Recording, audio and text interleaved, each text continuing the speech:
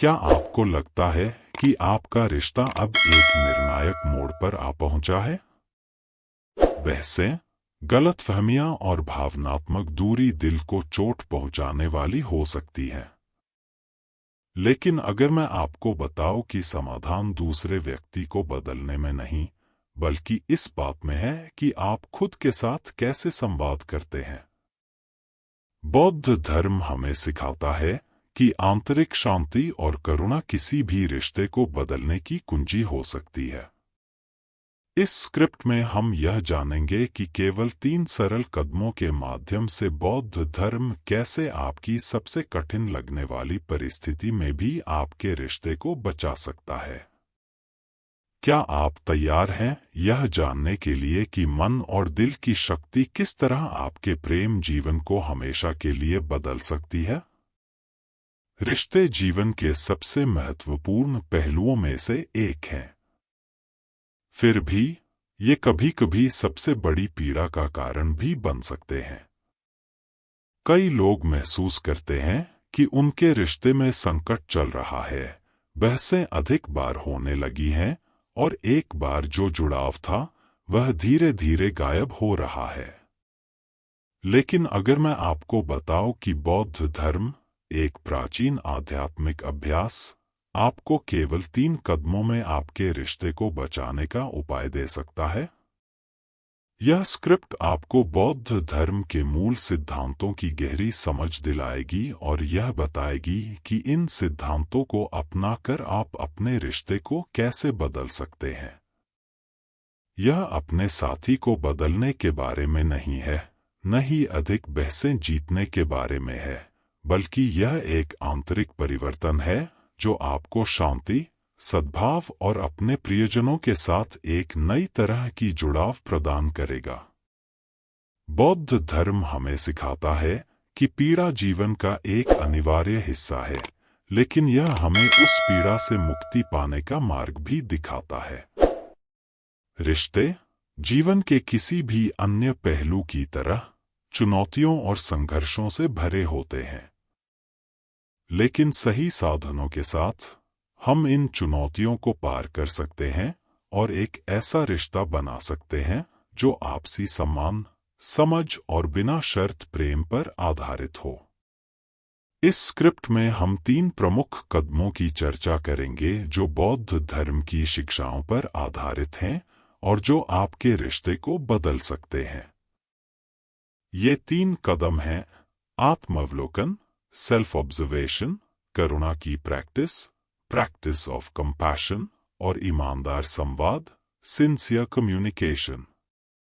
ये तीनों कदम बौद्ध धर्म के मूल सिद्धांतों में गहराई से जड़े जमा चुके हैं और जब इन्हें सही तरीके से लागू किया जाता है तो ये किसी भी टूटे हुए रिश्ते को भी ठीक कर सकते हैं।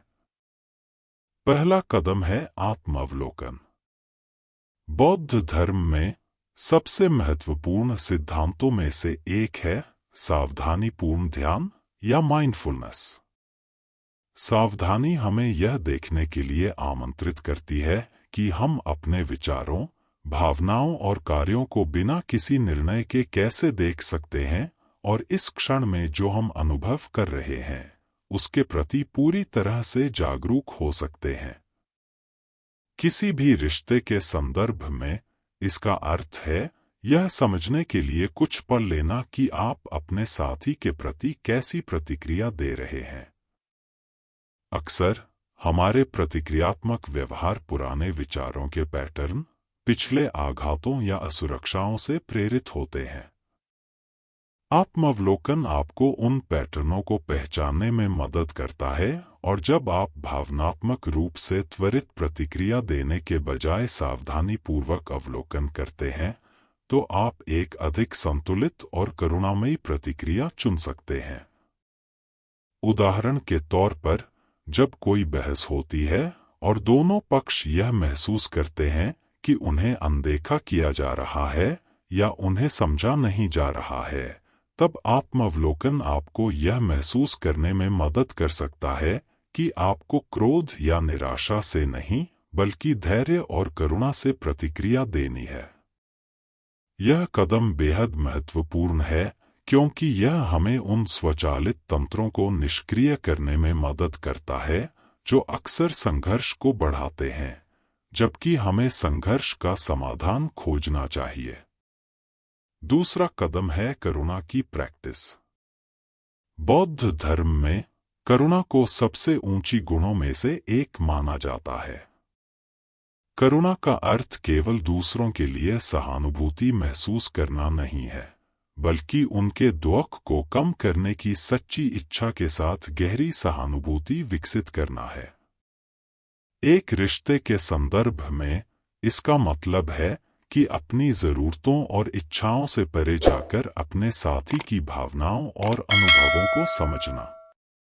करुणा केवल एक भावना नहीं है, यह एक सक्रिय अभ्यास है जिसमें धैर्य और समर्पण की आवश्यकता होती है। जब आप करुणा को अपने रिश्ते में लागू करते हैं, तो आप संघर्षों को एक अलग दृष्टिकोण से देखना शुरू करते हैं।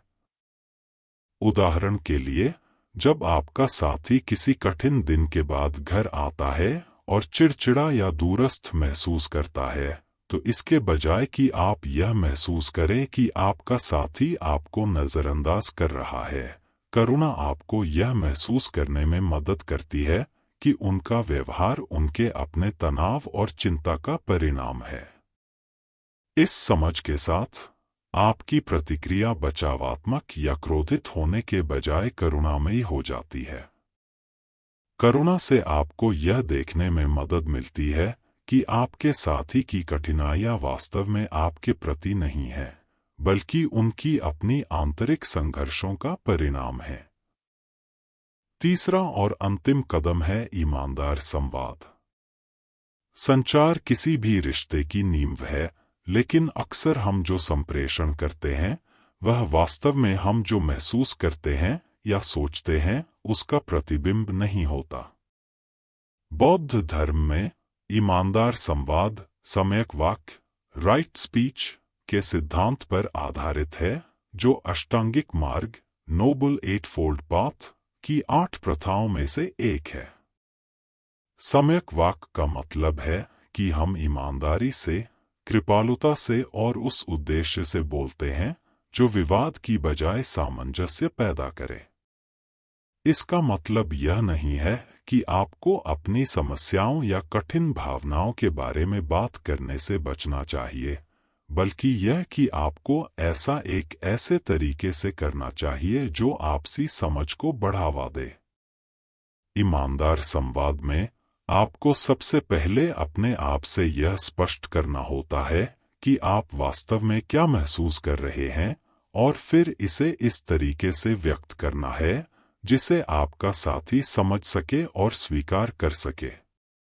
उदाहरण के लिए, अगर आपको ऐसा महसूस हो रहा है कि आपका साथी आपको पर्याप्त समय नहीं दे रहा है, तो उन्हें दोष देने या उन पर हमला करने के बजाय आप कह सकते हैं, मुझे ऐसा महसूस हो रहा है कि हम हाल ही में एक दूसरे से थोड़ा दूर हो गए हैं, और मैं चाहता हूं कि हम और समय साथ बिताएं। इस प्रकार की ईमानदारी केवल आपके भावों को व्यक्त करने तक सीमित नहीं है, बल्कि इसे इस तरीके से व्यक्त किया जाता है जो समझ और सहयोग का द्वार खोलता है। इन 3 कदमों को अपने दैनिक जीवन में शामिल करके आप न केवल अपने रिश्ते के संघर्षों को हल कर सकते हैं, बल्कि अपने साथी के साथ साझा किए गए बंधन को और भी मजबूत बना सकते हैं। आत्मावलोकन आपको विनाशकारी विचारों और व्यवहार के पैटर्न को निष्क्रिय करने की अनुमति देता है। करुणा आपको अपनी आवश्यकताओं से परे देखने में मदद करती है और आपके साथी के भावनाओं के साथ गहराई से जुड़ने की अनुमति देती है, और ईमानदार संवाद आपको इस तरीके से अपनी ज़रूरतों को व्यक्त करने देता है जो आपसी समझ और सामंजस्य को बढ़ावा देता है। ये तीनों कदम मिलकर न केवल आपके रिश्ते को, बल्कि आपके जीवन को भी बदल सकते हैं। बौद्ध धर्म हमें सिखाता है कि सच्ची खुशी दूसरे को नियंत्रित करने या बदलने में नहीं है, बल्कि यह आंतरिक शांति, समझ और बिना शर्त प्रेम को विकसित करने में है। जब आप इन सिद्धांतों को अपने रिश्ते में लागू करते हैं तो आप आपसी सम्मान, सहानुभूति और करुणा की एक ठोस नींव का निर्माण कर रहे होते हैं जो किसी भी चुनौती का सामना कर सकती है। यह स्क्रिप्ट न केवल आपको व्यावहारिक समाधान देने के लिए है, बल्कि यह आपको गहरे व्यक्तिगत परिवर्तन की यात्रा पर आमंत्रित करती है। जैसे जैसे आप अधिक सावधान, करुणामय और संवादात्मक व्यक्ति बनते जाते हैं, आप न केवल अपने रिश्ते को बेहतर बनाएंगे, बल्कि आप अपने दैनिक जीवन में अधिक शांति और खुशी का अनुभव करेंगे। असली परिवर्तन भीतर से शुरू होता है, और जब आप इन बौद्ध सिद्धांतों को अपने रिश्ते में लागू करते हैं, तो आप एक पूर्ण और सामंजस्यपूर्ण जीवन की ओर एक महत्वपूर्ण कदम उठा रहे होते हैं। अब जब आपने इस यात्रा को पूरा कर लिया है, आपने महसूस किया होगा कि आपके रिश्ते को बदलने की असली शक्ति आपके अंदर ही है। आत्मावलोकन, करुणा और ईमानदारी से संवाद के माध्यम से आप एक ऐसा रिश्ता बना सकते हैं जो अधिक प्रेममय, अधिक जुड़ा हुआ और अधिक पूर्ण हो।